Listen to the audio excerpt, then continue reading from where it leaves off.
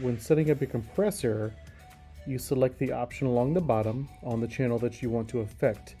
So we can make sure that we're on channel 1. Select this option. It pops up. Right now there's some readings, but the compressor is not engaged, so there's no effect on the sound. To turn that on, we highlight the compressor. It should turn green, and now you know that your compressor is on. The threshold tells the compressor when to engage, at what level it should start kicking in. So you'll lower this using the knob, and you want to lower it just underneath the sound that you're getting. So right now, this sample, we're somewhere in the -20 to -25 range. We don't want to lower too far beyond where the signal is sitting, because then the sound will become squashed. It'll sound unnatural. The next thing is the ratio. Typically in our activity, we want to set this at a 2.5 or 3 to 1 ratio. The ratio means basically, if I'm using a 3 to 1 ratio, that for every 3 decibels over the level I set, it's only going to allow 1 decibel through the system. So everything above that threshold will be compressed at a 3 to 1 ratio. Again, standard, we use a 2.5 or a 3. If you want to really squash the sound for an effect, you can really increase that all the way up to infinity to 1. The attack, for our activity, we tend to use a fast attack so that it engages really quickly. So you want to lower that down all the way down to 0 to where it's automatically kicking in. We do want a fast attack because the slow attack means you'll hear a pop in the sound, a really quick adjustment. We use a medium length release because you don't want the sound to immediately switch to uncompressed too soon after you go back under that threshold. The next thing we have is the output gain. So as you're removing decibels of sound, you can see we have two options here, two layers here. One is GR for gain reduction. And so what you're looking at is the numbers to tell you how many decibels are being removed from the sound due to compression.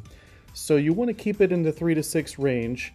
And what you can do with the output gain is to put that sound back so that you're getting an even level into and out of the compressor. So since I'm averaging about 3 decibels gain reduction, I can set the output gain to 3 as well. The next thing is the knee, and this tells you how hard the effect will kick in. So I tend to use a soft knee, but if you want a punchier effect that's more immediate, you can go towards the hard end. But we tend to need, for our instrumental soloists where we would use compression, some soft or medium knee as we're going through that. Make sure you have it on. Look at the input so you can set your threshold. You want to be just under so that you don't overdo the compression. The ratio tells you how much compression is going to be happening to the sound. Fast attack, a medium release, and you want to add somewhere in the neighborhood of 100 to 200 milliseconds. And output gain is where you can add it back in. The next thing we want to look at that's really popular add, especially for your front ensemble, your mallet instruments, because their mics are underneath, is a gate. So you would select the middle 3 dots, and that opens up the gate screen. And what this does is that it acts as a gate, a sound gate. So items that are under the threshold don't make it through the gate. So if you have some wind noise, some that are real soft and consistent, you can set your threshold just above the ambient sound. So you do this without your instruments playing. So the gate doesn't open until the sound reaches a level that is above that threshold. So we're going to assume this is on a marimba, and you let the student not play for this, and you have your ambient noise, you engage your gate, and then you set the threshold just above the ambient sound so that everything underneath does not make it through that gate. And you can see a high level of gain reduction as well.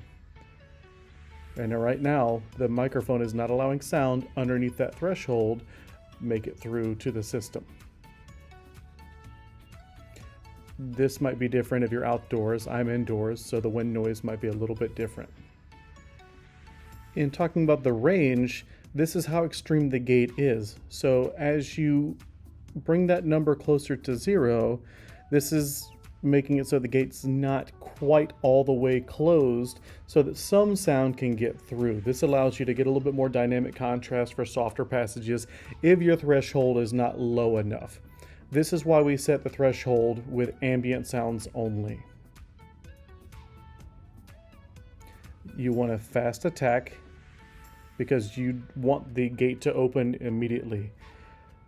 For the release, this tells you how long the gate stays open after the release. So once students stop playing, we don't want the gate to kick in right away. So we set the release and the decay a pretty decent length, and this can be done trial and error so that you don't have the gate swing shut and chop the sound just because there's a release. You want some of that resonance to continue through the microphone. The gate is exceptionally useful on windy days, especially where I'm at in South Texas. There's lots of wind all the time.